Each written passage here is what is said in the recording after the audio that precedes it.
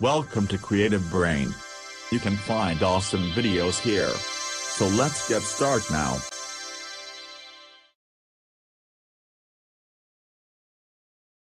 World's most dangerous roads that you would never want to drive on.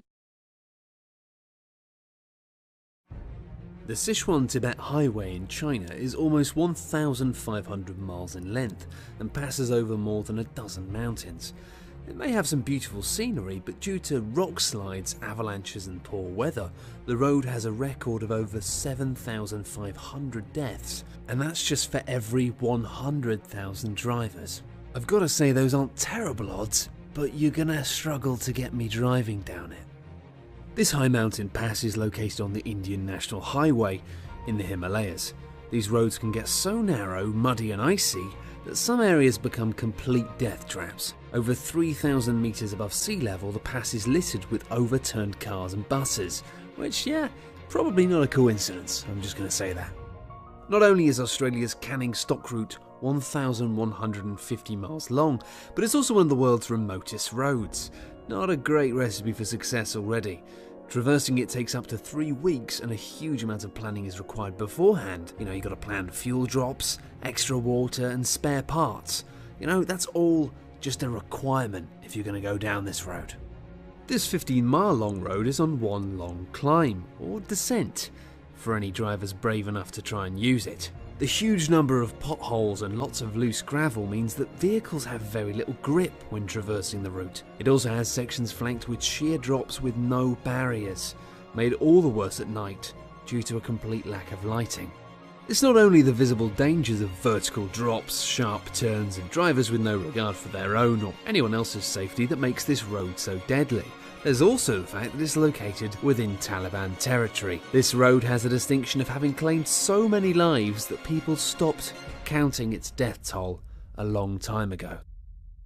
Chile's Ruta 5 National Highway runs right through the Atacama Desert, one of the driest in the world.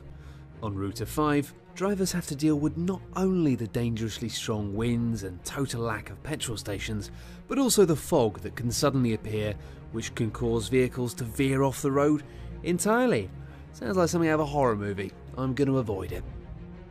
This is a road so dangerous that anyone wishing to drive on it needs to apply for a special permit, which I assure you, I will not be doing. Not only is this mountain route slippery and winding, but it's so narrow that if two cars end up coming face to face with each other, one will have to back up, let the other car go past. They have to back up as far as 2 miles before finding enough space for both cars to pass.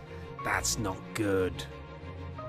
It may have the innocent sounding translated name of Fairy Meadows Road, but the Nanga Parbat Pass in Pakistan is one of the most dangerous roads in the world. Driving on this route comes at great risk. Not only is there treacherously high altitude, the unpaved and uneven surface and a lack of barriers, but there's also a 6-mile ascent to the road's highest point of 8,000 feet. The second longest road in Brazil is so dangerous that it's better known as the Rodovia de Morte, or Highway of Death. No. Highway of Death? No. I'll stick with the ferry. Oh no, the ferry road was bad as well. God, this is tricky. This road though, the Highway of Death, is responsible for thousands of deaths every year. That's amazing. Partly due to its almost non-existent upkeep and maintenance, but many of the mortalities come from the numerous gangs and bandits that are stationed along it. God, if there's one thing I hate more than potholes, it's men who murder people.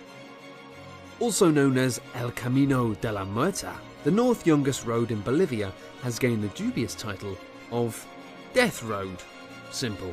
That's what it says on the tin. Built by prisoners in the 1930s, the 40-mile road stretches from the Bolivian capital of La Paz to the town of Coricheo.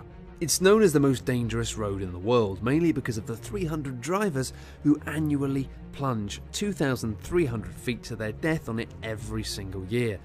There's also rock avalanches, fog, heavy rain, stony surfaces, and passing trucks, just in case that, initial wave of danger isn't quite enough for you. Any tourists wishing to traverse the road are strongly advised to only do so with the aid of a guide. And this is especially because Bolivians drive on the right-hand side of the road, but really, in order to keep an eye out on the cliffs and see what's coming, you're going to want to be on the left side of the road. Yeah, good luck working that one out. Hope you enjoy the video. Please like and share the video.